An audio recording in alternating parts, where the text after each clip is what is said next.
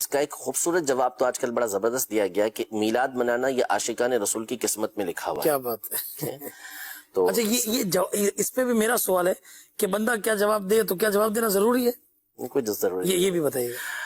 تو پہلی بات تو یہ کہ میلاد منانا یہ نبی کریم صلی اللہ تعالیٰ علیہ وسلم سے خود ثابت ہے. صحیح مسلم کے حدیث مبارکہ جب نبی کریم صلی اللہ علیہ وسلم سے پیر کے دن روزہ رکھنے کے بارے میں پوچھا گیا تو حضور اکرم صلی اللہ تعالیٰ علیہ وآلہ وسلم نے ارشاد فرمایا کہ فیہ ولدت، میں اس میں پیدا ہوا.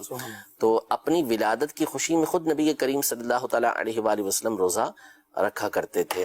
تو جس طرح میلاد النبی، یہ تو ترمذی شریف کے اندر پورا باب موجود ہے کہ جس میں باب میلاد النبی کے نام سے امام ترمذی نے پورا ایک باب قائم کیا ہے. تو میلاد منانا یہ نبی کریم صلی اللہ علیہ وسلم سے بھی ثابت ہے. ہاں طریقے ہر زمانے کے اندر مختلف ہوتے ہیں. یعنی عرصہ دراز سے اجلہ محدثین اور فقہاء کرام، علماء کرام یہ میلاد مناتے آ رہے ہیں، کتابیں اس کے جو ہے وہ دلائل پر لکھتے ہوئے آ رہے ہیں. بڑے بڑے علماء نے یعنی سن 250 ہجری کے اندر امام واقدی کا وصال ہوا، انہوں نے میلاد کے موضوع کے اوپر کتاب لکھی ہے، اور بزرگوں نے اپنی جو ہے وہ اس موضوع پر کتابیں لکھی ہیں. تو میلاد منانا یہ بزرگوں سے ثابت ہے. ہر زمانے کا طریقہ کار جدا ہوتا ہے. پہلے کسی اور انداز میں منایا جاتا تھا، آج کسی اور انداز میں منایا جاتا ہے. تو اس میں کوئی حرج نہیں ہے. نیکی کے کاموں میں اگر طریقہ کار تبدیل ہوتا ہے، کام وہی رہتا ہے، تو اس میں کوئی حرج نہیں. ہم پہلے جو اذانیں ہوتی تھی وہ میناروں پہ دی جاتی تھی، پھر اس کے بعد مائک پہ دی جانے لگی. اسی طریقے سے جو تعلیم و تدریس کا طریقہ کار ہے وہ پہلے زمانے کے اندر بالکل جدا تھا، ہمارے زمانے کے اندر بالکل جدا ہے. پہلے زمانے کے اندر لوگوں کی نیتیں حاضر رہا کرتی تھیں، توجہ رہا کرتی تھی، تو وہ دل میں نیت کرتے تھے، زبان سے نیت نہیں ہوتی تھی. لیکن اس کے بعد جب لوگوں کی توجہ ہٹنے لگی تو علماء نے اس کو بدعت مستحبہ لکھا کہ اچھا ہے کہ بندہ زبان سے نیت کرے تاکہ اس کی نیت جو ہے وہ حاضر رہے. کہ زبان سے بولے گا تو دل میں اس کی نیت حاضر رہے گی. تو اس پر بہت سارے مثالیں جو ہیں وہ صحابہ کرام علیہم رضوان کے دور سے اب تک موجود ہیں کہ بہت سارے کام وہ کہ جو اس زمانے میں نہیں ہوتے تھے یا ان کا طریقہ کار کچھ ہوتا تھا، بعد میں کرنے میں اس کے اندر کوئی مسئلہ نہیں ہوتا.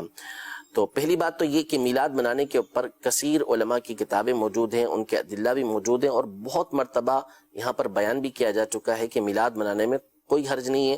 قرآن و حدیث سے اس کا ثبوت موجود ہے. وَأَمَّا بِنِعْمَةِ رَبِّكَ فَحَدِّثْ، تو اپنے رب کی نعمت کا چرچا کر. اور یقیناً نبی کریم صلی اللہ تعالیٰ علیہ وآلہ وسلم سب سے بڑھ کر اللہ تبارک و تعالیٰ کی نعمت ہے. اسی طرح فرمایا قُلْ بِفَضْلِ اللَّهِ وَبِرَحْمَتِهِ فَبِذَلِكَ فَلْيَفْرَحُوا هُوَ خَيْرٌ مِّمَّا يَجْمَعُونَ. آپ فرمائیے کہ اللہ کا فضل اور اس کی رحمت یہی اس لائق ہے کہ اس کی زیادہ اس پر یہ لوگ خوشی منائیں. یہ اس سے بہتر ہے جو یہ جمع کرتے ہیں. تو نبی کریم صلی اللہ علیہ وسلم سے بڑھ کر اللہ کی رحمت کون سی ہے؟ نبی کریم صلی اللہ تعالیٰ علیہ وسلم سے بڑھ کر اللہ کا فضل کون سا ہے؟ تو یہ قرآن کی آیات سے ثابت ہو گیا کہ نبی کریم صلی اللہ تعالیٰ علیہ وسلم کا میلاد یہ منایا جاتا ہے.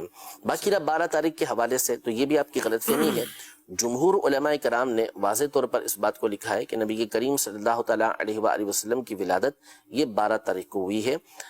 بڑے بڑے ائمہ نے اس بات کی تصریحات کی ہیں. فتاوی رضویہ کی 25ویں جلد کے اندر کئی علماء کے حوالے موجود ہیں کہ جنہوں نے یہ کہا ہے کہ نبی کریم صلی اللہ تعالیٰ علیہ وآلہ وسلم کی ولادت جو ہے وہ 12 تاریخ کو ہوئی ہے. اور دوسری بات یہ کہ سائل تو نہیں، لیکن ایسے لوگ جو عام طور پہ ہوتے ہیں وہ اعتراض برائے اعتراض کرتے ہیں کہ اگر 12 تاریخ نہیں ہے تو کوئی اور تاریخ ہے تو چلے اس تاریخ کو منا لے. اس تاریخ کو بھی نہیں منانا. آپ اس تاریخ کو منا لیں، اس تاریخ کو منا لیں، لیکن اس تاریخ کو بھی نہیں منانا. اصل اعتراض اور اصل تکلیف یہ نبی کریم صلی اللہ تعالیٰ علیہ وآلہ وسلم کی میلاد منانے سے ہوتی ہے.